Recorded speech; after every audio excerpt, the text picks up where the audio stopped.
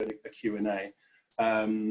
So yeah, I'll get going. So just to give you a bit of a background in what we're going to be going over today, it's mainly going to be focusing on building your employer brand with young people.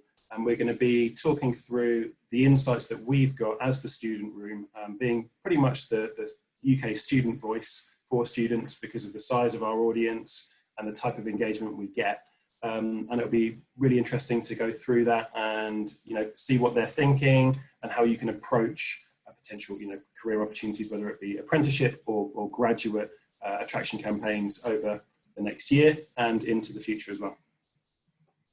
So just to give you a bit of a background on me. So I've had 8 years in recruitment. I actually started back at New Scientist magazine around 2012. So I've been in a number of different sectors, from science to teaching to now youth marketing and student recruitment.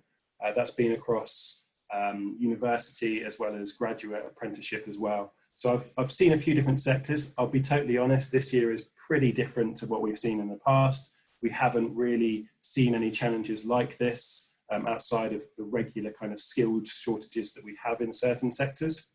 So it's new ground for a lot of us, and I'm sure, you know, being in the positions that you're in, you're experiencing the same. But I'm hoping that we can build on you know, previous experience within recruitment to, you know, navigate this changing environment. I joined TSR at the beginning of this year, and my role is all of the recruitment campaigns in partnership with Sam that was mentioned, our account director, as well as working with government around student messaging as well. So a core part of what we do is making sure that that student voice is fed into government, into employers, so that the right decisions and the right communication can be done to make sure that we're resonating and reaching the younger generation. So what we're going to be covering is background and context of this webinar, which I've kind of covered to some extent already. TSR, so why we're the right place to talk about this. Young people's feelings towards their future. Pathways, subjects and motivations. So when and what are they thinking about in terms of the subjects, which will then lead on to, say, college, sixth form, university, if they're not going to go on and do an apprenticeship straight away. And then on to, you know, their role, the wider world and jobs. We'll then look at early engagement and support, which is pretty core to what we do, being a peer-to-peer, or started as a peer-to-peer forum website that's been around since 2001, with about 70% of the UK students using us at some point during their journey. Hey there, it's Marissa here. We can't actually see your slides, Will. I'm so sorry, and I think you imagine that we're seeing them. So I know there's some really cool visuals there, so I just wanted to let you know to give you a chance to pop your presentation up. Thanks, Marissa. Bear with me and I'll look into that.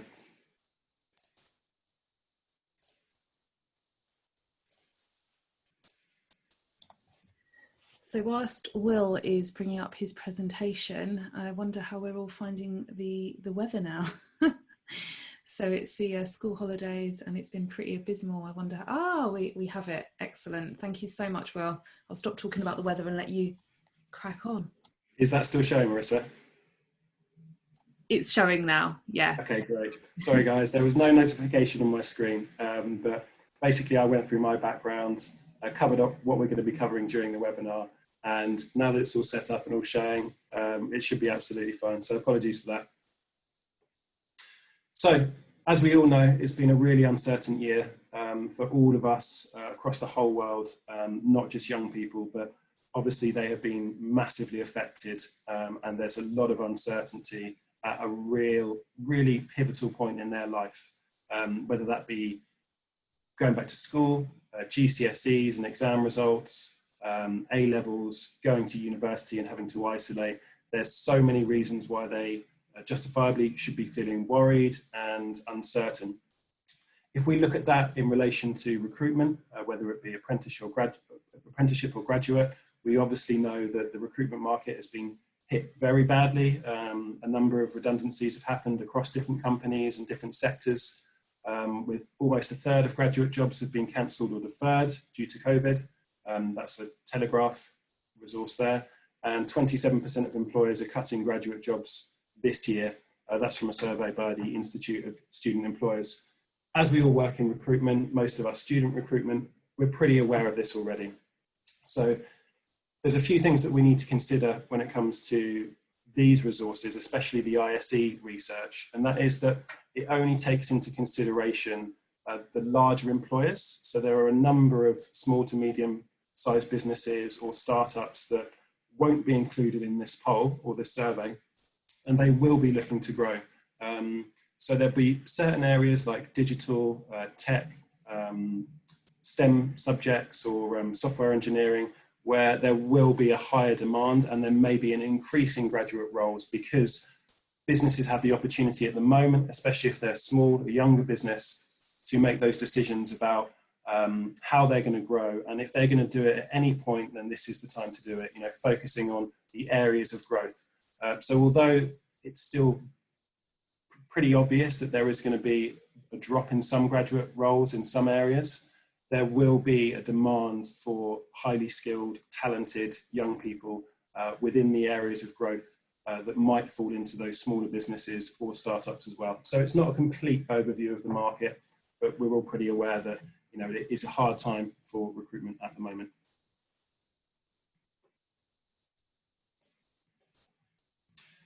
So if we look at this, we've run our own polls and we've got an NUS survey here as well. So 95% of nearly 10,000 students are worried about their future.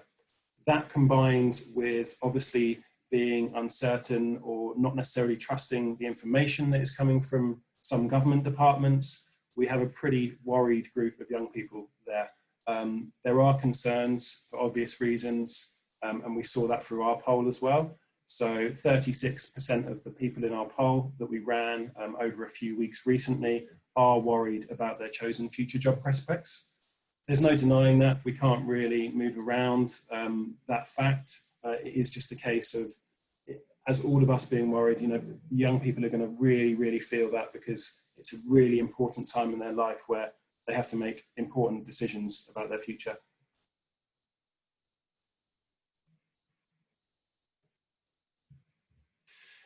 So why TSR is the best place to talk about this?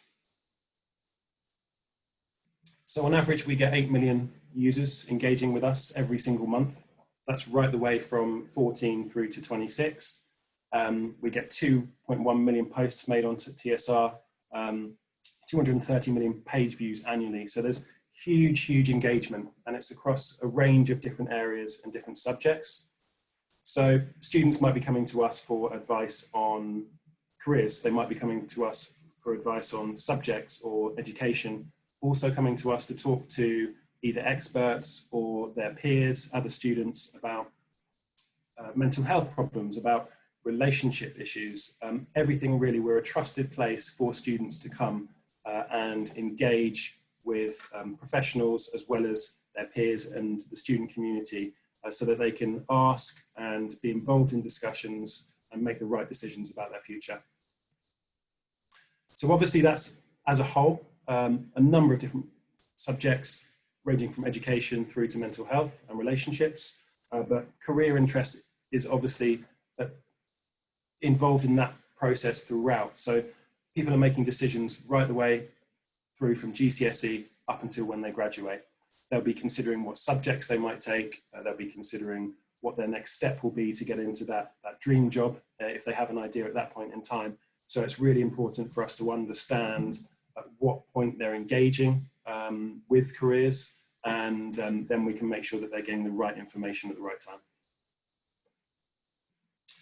So these are the key stages really when they're starting to make those key decisions about the future. So we have 800,000 Year 12 students, nearly 2 million Year 13 students, nearly 1 million second and third year students, and then graduates and recent graduates, we're looking around 1 million there. So this is kind of the core audience that will be considering those next steps when it comes to careers and what they'll be doing next, potentially for the next, for the next 5-10 years. So if we look at that in numbers and growth, we've seen, this is careers and jobs as well, so not the site as a whole, but we've seen threads up by 5% over the last year. 2% up on posters, and 4% up on the number of posts. So there's clearly high engagement. We're seeing an increase online, and that is over a year-long period as well. If we look at this on a more granular level, so this is within the last couple of days, so over the last week, we've seen a 35% higher level of posting.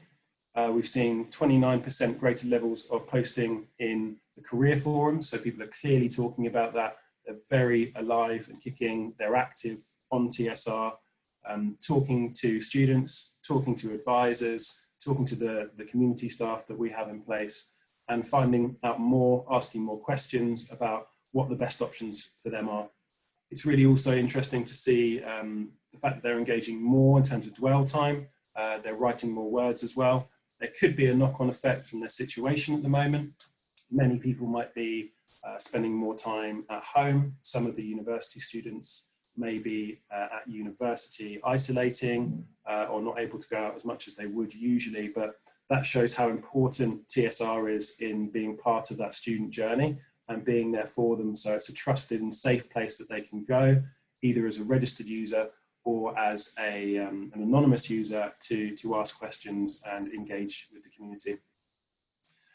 That's not specific to any age group as well. So if we look at the age groups here, we've got a 38% increase in postings from year 13, 85% from first year uni, and 109% from second year uni, which is surprising, because usually that's the point in their university journey where students will actually be focusing more on what they're doing in terms of the workload, obviously socializing as well now that they're a bit more comfortable and they found their groups and their friends. But it shows how important it is that there is a community there that they can go to when times change. And then we're also seeing that big knock-on effect on nearly 50% across third year university and up to graduation or recently graduated. So they're active on the student room, and we're seeing a huge increase in the number of people that are engaging.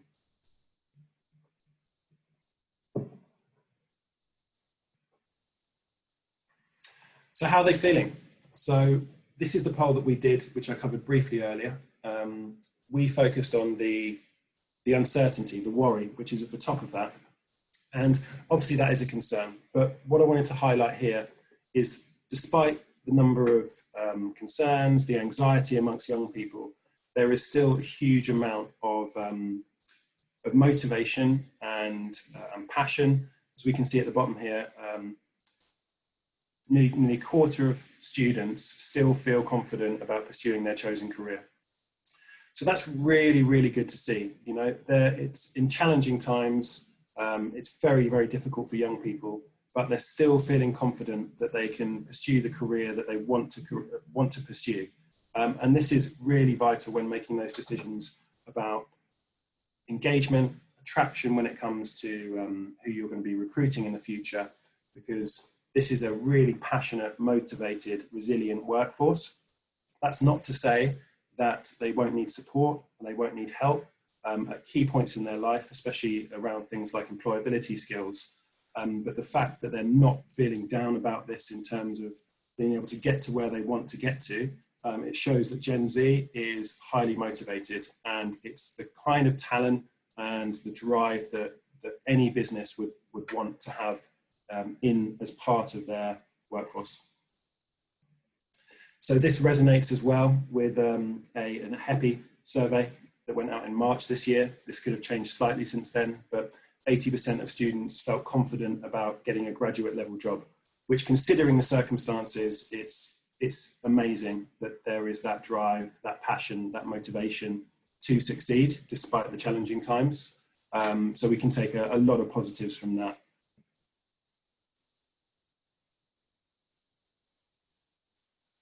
So this is just a few examples of the kind of conversations that are being had on the student room.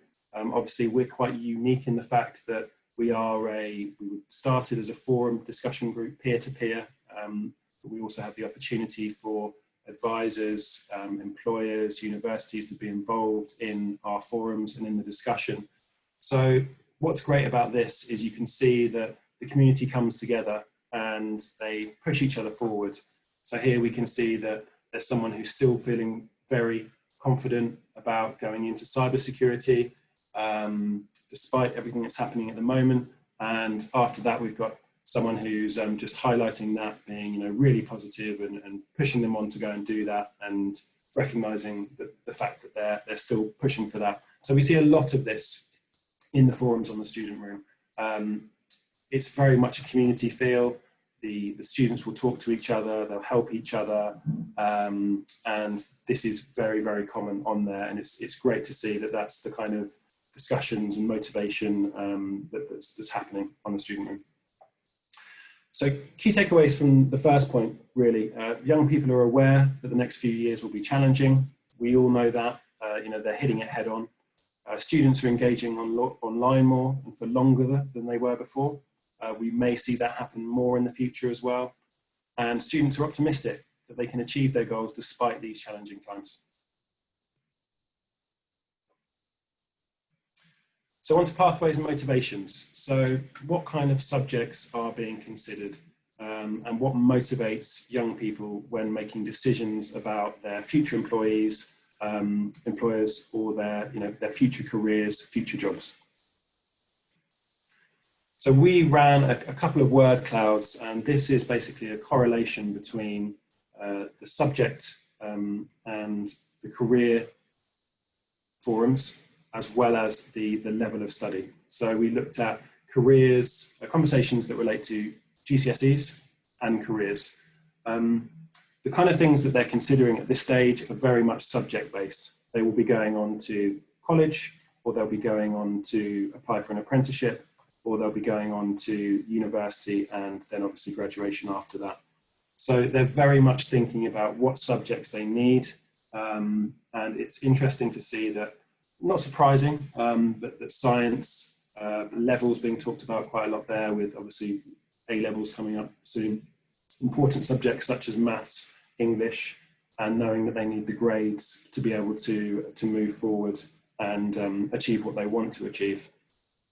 If we go on to A level, it's a similar story, but there is more of a focus on chemistry, biology, the STEM subjects, which is great to see because in a lot of ways, not relevant for all employers, but a lot of these feeder subjects actually then link through to technology and areas which we know growth is happening in.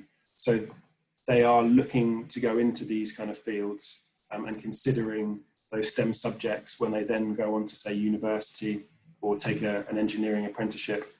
So it's good to see that there's a lot of conversation around those STEM subjects, because it really is an area of importance when it comes to skills gaps in the future.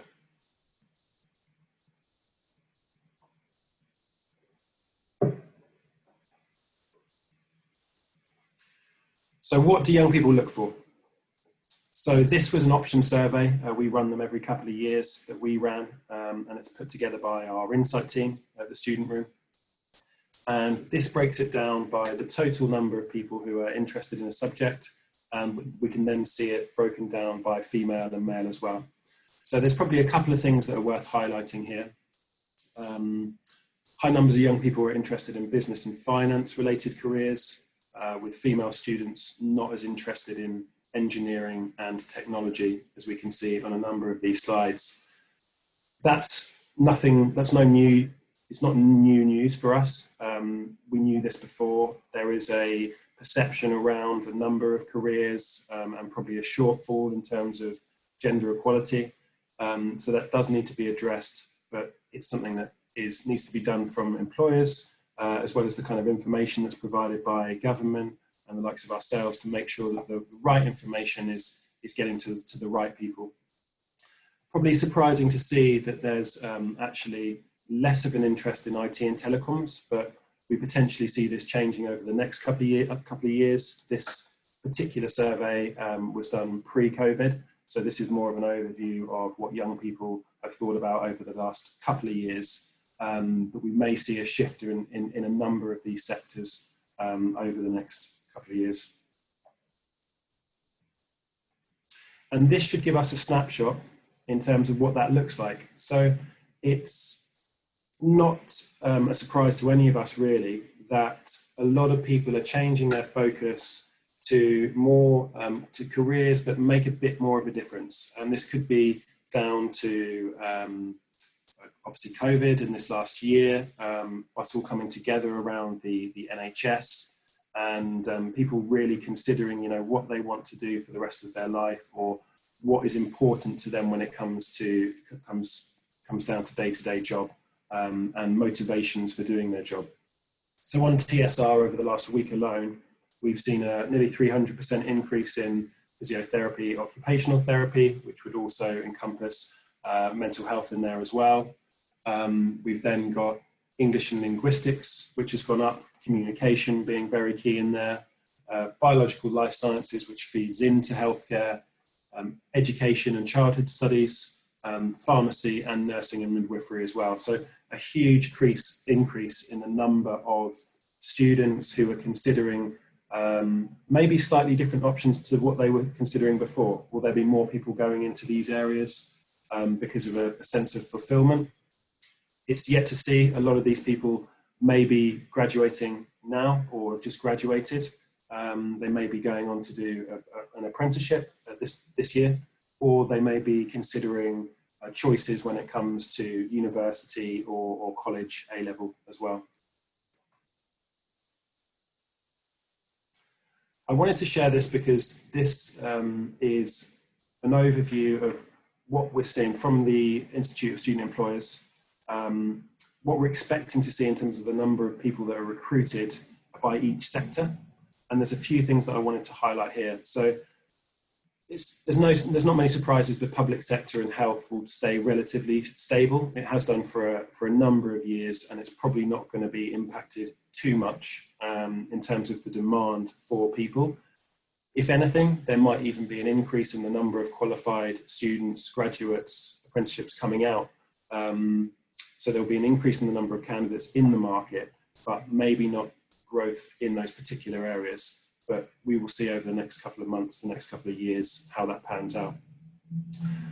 Finance has obviously been affected with a number of big firms considering moving into different directions or restructuring. I think that's, again, not new news.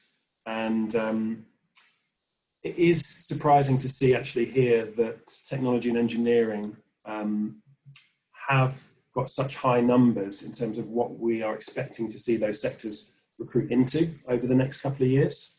I think mainly because a lot of businesses will be focusing on that area of recruitment and that area of growth, but we're not necessarily seeing it with these numbers. We are going to be running a number of surveys and polls over the next year or two so we can understand what young people are thinking. So it'd be great to get a feeling of whether, you know, graduates or apprenticeships, school leavers are going to be going into these areas. So it's something we will consider, and it may just be this changes over the next couple of years.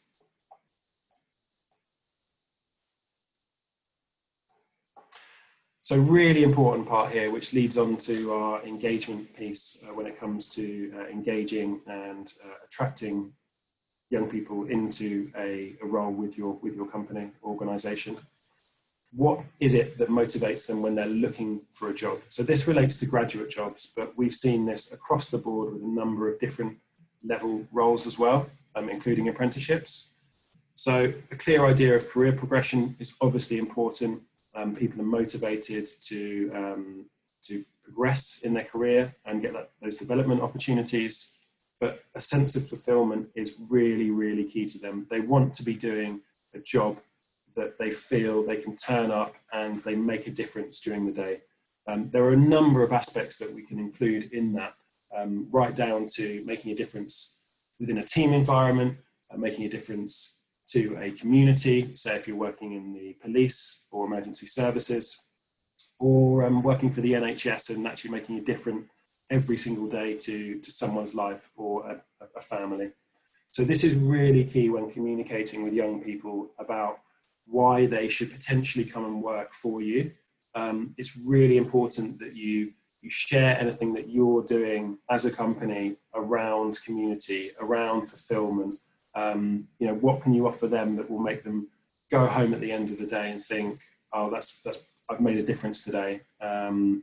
Really, really important when it comes to that early engagement piece, making sure that they have all of the information and they understand the benefits and the culture of the company, so that they're fully aware of why they might want to work with your business.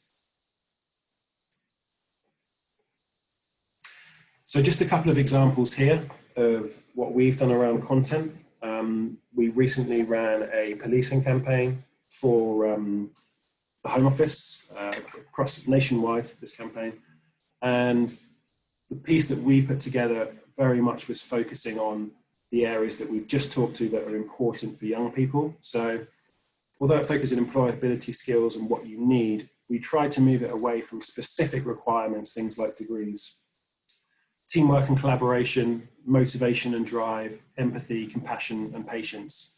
You know, a huge part of what the police do out on the streets is engaging with the community. And it's really important that young people understand that that's going to be a huge part of the role. And they're not necessarily thinking about that from an early stage when they're considering what they're going to be doing for a career, or if they're even looking at the police. So this piece was very much about giving information, but the kind of information that changes that perception amongst young people about what a role in the police actually entails. Content's a really good way of doing that because it is native, it's written by the student reading collaboration with the employer, and it's a great way of getting that information across and making sure that we're busting any myths that might be happening in that particular sector. It also gives students the opportunity to go through that content in their own time, whether it be at home or on their mobile, and spend time reading it, going back to it and making their own decisions. So really, really powerful in terms of getting that employer brand out there.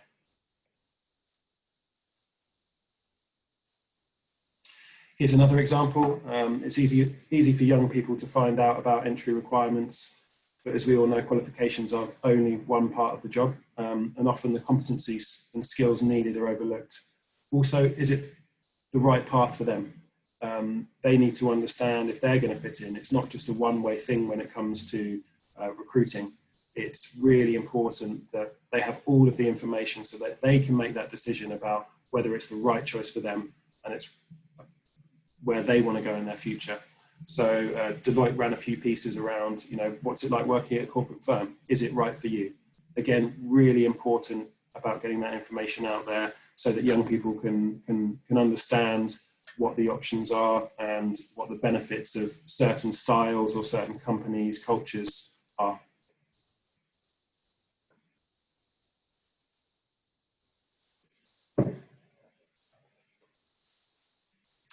So key takeaways from subjects and motivation. So students are considering their subjects and careers from GCSE upwards. So right the way through that student journey, they're making decisions, although it not be directly related to their career. The subjects that they choose will then lead on to that next stage, that pathway that then leads on to what career they'll be doing in the future or what university subject they study, what course they go on to.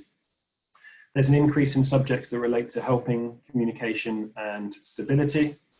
And young people want a sense of fulfillment. So it's really important for them that they do something that makes a difference to them, the people around them, and the wider good. So understanding the role and the employers is important to them as well to make sure that they're making that right decision. Just on the content pieces here, these don't relate to the two pieces that I shared. We've kept the results anonymous on this side of things, but just to give you an idea of the kind of engagement we get from content that is native in partnership with an employer. We've seen from recent case studies over 3,500 article views and nearly 2 minutes spent on that page reading that article as an average across those views. And then one here, which is close to 6,000 article views with a 3-minute dwell time. So giving the opportunity to students to read the information themselves in an impartial kind of way, and spend time looking through that information is a really, really great way of building that brand. And as we've just covered, that could be anyone from, you know, a 15-year-old to a recent graduate. So they are able to engage at any level, and then they have a bigger understanding of what pathways they need to go down, what subjects they need to choose, to make sure that they make the right decision about what they're going to be doing next. So engagement and support, how can we actually engage students throughout the student journey, and how can we support them? So the Association of Graduate Careers Services members found that a majority disagreed with statements that students were engaging with their services and offerings. So basically what that means is a number of employers usually expect a high level of engagement when it comes to the services they offer when it comes to careers. And that wasn't necessarily the case this year. So where are students going? They're not engaging with many of the traditional support services. Also, schools and universities have also been stretched. So where students would usually go for advice and guidance, they're not necessarily getting it. Universities are very stretched when it comes to resource. They don't necessarily have the ability to deliver the same advice and same services as they usually would, not being face-to-face. And students are looking at other ways of doing that. So they're going to websites, forums, friends and family.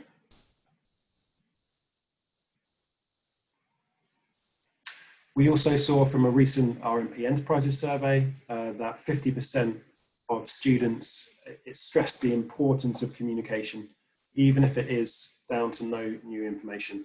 So it's really important to engage with these students, even if you're not necessarily recruiting at that point in time. At some point in their future, they may be considering a role with you, and it's about building that brand with them. And again, really important to stress that even if there are no new developments, if you haven't changed your stance in terms of graduate roles or applications being open, just let them know that, communicate with them. There's a high level of anxiety amongst young people. They might be worried about these things, and if you're not communicating in certain ways, it might have a long-term effect because it will stay with these young people.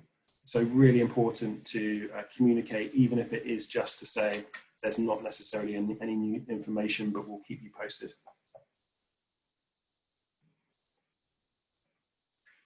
So employability skills and support, who gave you advice on how to apply for a job? So generally, a lot of students will go to family members or parents to find out about information. It's not always the case that they have all of the updated information. Teachers are big on that list as well, and then career advisors. But as we've just covered, school teachers, career advisors don't necessarily or will not necessarily be working in the same capacity as they were before. So there may be a limited opportunity for young people to engage with them like they did before.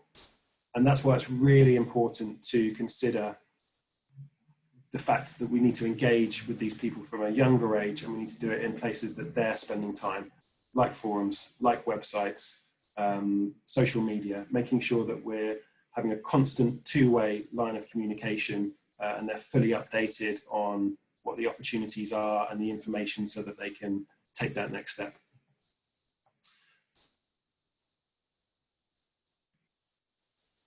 So around employability skills and support, obviously a lot of young people will come out with great qualifications. They'll be looking forward to getting started in their career or their first job. But they still need support around the aspects of the role that doesn't fall into that qualification side of things. So upskilling, advice on CVs, advice on applying for a job, the softer skills around communication as well. So really important that they are engaged with at that point to make sure that they have all of those skills to then make a decision, get the job that they want to.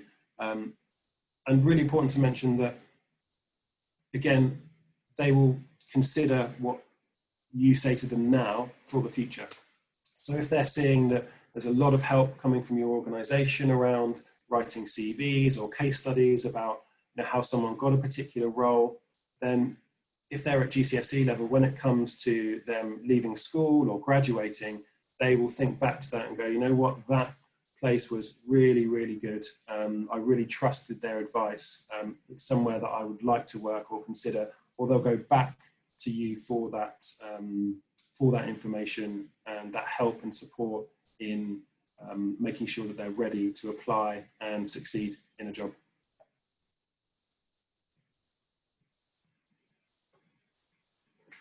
So there are already a number of conversations being had on the student room. As mentioned earlier, we've got thousands and thousands of threads, forums that have been, some of them been up for years, different discussions.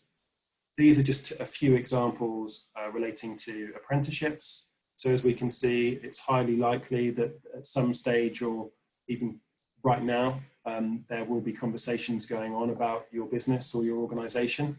It could be relating to what is needed to get that role. It could be related to the application process. These are just the trending ones at the moment around apprenticeships for 2020 and 2021, and a number of different forums, threads, where students are talking to each other about their experiences. So they're having that conversation whether they've applied or whether they are considering applying, and a really, really good way to get that early engagement. These aren't unique threads and forums to specific age groups, although there will be higher engagement where relevant. Students studying at GCSE level may be considering an apprenticeship, and they'll maybe go onto the student room and start reading through, without necessarily interacting here, but they'll be reading the replies, the experiences, the discussions that are happening amongst these students. So a really key place to be there for early engagement when it comes to the whole student journey. So just a few examples here. We've got John, who's I'm leaving college this academic year and wondering what sort of engineering apprenticeship I could possibly do. Could you help me out? A lot of the time there will be students that have their own experiences that will feed into this. We have the National Career Service on site as well with an official rep, and they will also feed into that and provide the right information. But it's a really good soft approach if you work in that space to be able to talk to prospective candidates in the future and young people about, you know, what the options are, what the benefits of doing an apprenticeship are, what you might offer, and making sure that, again, they've got that information to make the right decision. We can also see what kind of things would be good to put on CVs when applying for engineering apprenticeships. Again, can be fed in around employer brands. You can be part of that conversation, talk to these young people about the kind of things that you would like to see, or just sharing your own experience. If you have a recent apprenticeship or a recent graduate, they could give an overview of what they have experienced within that particular area. And that's really, really valuable advice for students that can help answer these questions that they're regularly posting on the student room. And then just onto the graduate side. So similar situation here, but this is focusing on graduate programs. People will be having the same kind of conversations. You know, I'm looking at a graduate job for one of the big four. Can you give me some insight in any experience, what you've done, how you got in there, what are the different options, which company is going to be best for me? Here, someone who wants to become an environmental consultant. I have a geography degree. Is it possible to get this role without a costly postgrad degree? I'm sure that is the case. And there will be a number of students on here that can actually get back to them, as well as universities and employers that will be able to feed into that conversation and say, these are your options. This is what you should consider. Here are a few websites. What kind of information do you ideally need? So experience and perception stay with young people for years. Engage in a way that works for them. So make sure you're in front of them on the place that they're going. So communicate to them in the right way, in the right place. And a lot of young people will be using their mobile phones. They'll be on forums. They'll be having discussions. They won't necessarily be talking about subject choices and pathways and careers on social media. So forum-based websites with that two-way communication, that's a safe environment and a community, is a really, really powerful way of making sure that their questions are answered, they're listened to, and they're given the right information so that they can take that next step. Make it a two-way conversation, really important. Talk their language. Don't just provide information that is generic information from, say, careers websites or any recent campaigns that you've been running. Make sure that that information is tailored to them. The imagery links with that as well. So there's pictures of young people from diverse backgrounds in there on any campaigns so that they feel like you're talking to them and it's not generic messaging that's going out. Be very specific around that and try and get that conversation going. It's a two-way thing, recruitment. The company has to be right for the candidate and the candidate has to be right for the company. So the best way to make that work and meet in the middle is by having that two-way conversation from an early stage so that all of the expectations and everything can be managed as well. So just a few examples on our official reps. So we've got D&V online, Get Into Teaching. This is the initial teacher training program that they offer. And this is very much about giving broad advice across the board to young people around what their options are if they are considering a career in teaching. So they'll help and advise students on what the options are here. A student wanted to know what kind of subjects they needed to get into a PGCE in biology.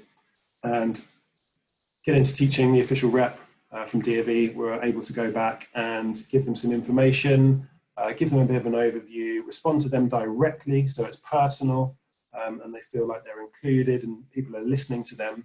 And then they will actually give them some information to where they can find and source everything that they need to answer their questions.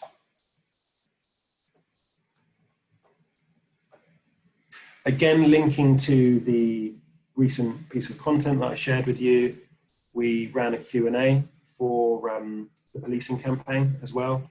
And this gave students the opportunity to ask questions for a 2-week period on the student room directly to people involved within the police force. So we had 3 different members from the police from different constabularies, and they were able to feed into the conversation and outline what their experiences were, how they got into the police, and what they like about that role. And off the back of that, obviously a number of questions get asked. And here we can see that there are a 15-year-old is considering going into a career in the police, but very early stages, and they want to know what the options are. And a great response from Abid here, being able to go back and just say, these are the different groups in, this is what you should consider.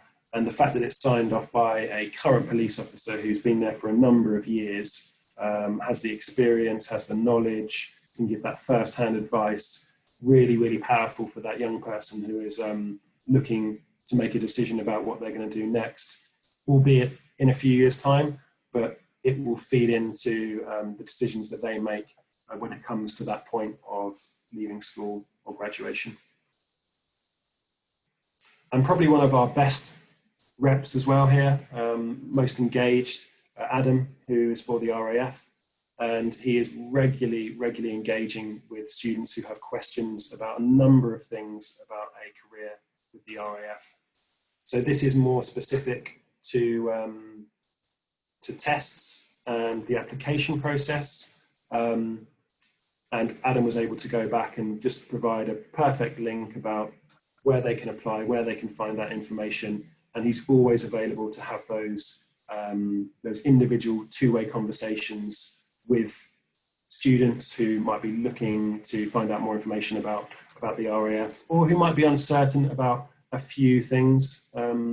Also, what's really beneficial for them and for Adam is anything that comes up on a regular basis can be then fed back to the recruitment teams, and then that can inform their messaging moving forward and how they approach these campaigns.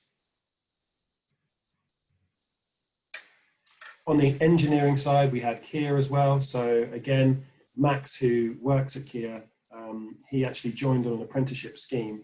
So during National Apprenticeship Week earlier on this year, we ran a Q&A that was focused on apprenticeships, and he was on site to have discussions around his experience and why an apprenticeship worked for him. So that first-hand experience for someone who works at the business or company that you may be looking to apply to, and you can get exactly what it's like, get a feel for exactly what it's like working there, how they got into it, and what the benefits are.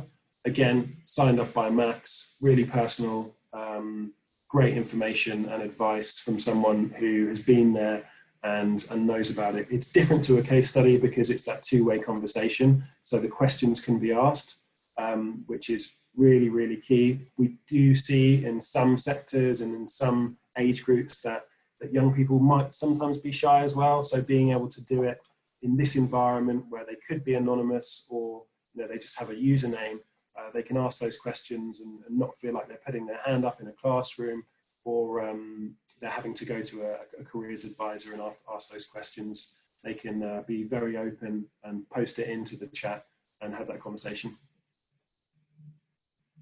So key takeaways from the engagement side then. So students want support and guidance on how to build and demonstrate their skills.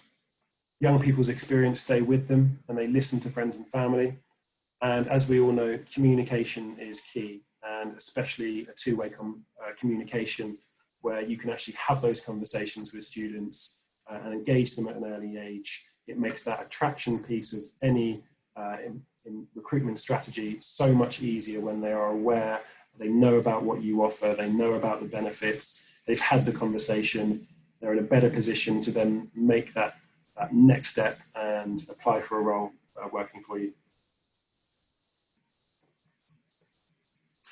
So just to summarize, young people face uncertain times. Although that, despite uncertainty, many are positive and motivated to pursue their dreams. And now more than ever, students need help and support. So speak to them in a way that works for them, and try and make it a two-way conversation and communicate all the way through the student journey, right from when they're making that initial decision about GCSE subjects, A-level subjects, what degree course they might do if they choose that as an option, and then on to their first job and their future and what they'll be doing potentially for the next 5-10 years or the rest of their life.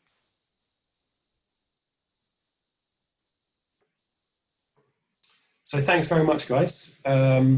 Pretty much on time, I think, with that. We've got around, despite the early issues, technical issues, we've still got around 8 minutes to address any questions. Anything that we can't necessarily address, just post in the chat and we can actually come back to you at a later date as well.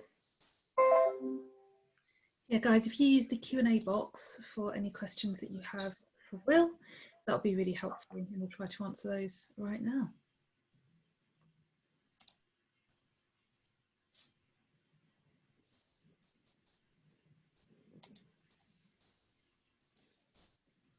Doesn't look like we're going to have any questions. So I think you've covered a lot there, Will. That's fantastic. So if you do think of anything, okay, so I've just had a message from Will saying that he can't see the Q&A box. I'm wondering if actually that applies to everybody. If you guys could just pop in the chat whether or not you can see the Q&A box, that'll be really helpful, because if you can't see it, that might be stopping you there. You can see it. Excellent, Sam. Fantastic. Stuart, there's a question here. Okay. So Stuart asks, you mentioned that young people are engaging with web-based forums. Which ones are the most popular? So let's, Yes, it's a good question. There are obviously a number of different forums. We're probably, talking from our side, we're a forum-based website, so we're seeing most of the engagement on TSR, on the student room. People can come on, young people can come on to the student room. They can register as anonymous, or they can come in and actually log in as their registered username, and they can ask questions and engage on there. So We engage with around 70 to 75% of the student population in the UK.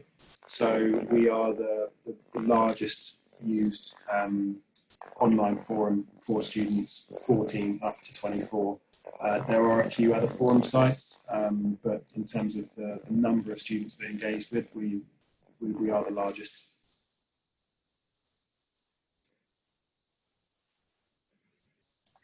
I'm aware that some of you may not have heard Will very well. His sound was a little bit glitchy, so what we'll also do is make sure when we create the webinar assets page, we'll email you what we'll just discussed for those of you that didn't hear that. And you're welcome, Stuart. Thank you for the Thanks, Stuart. Any other questions before we close it down?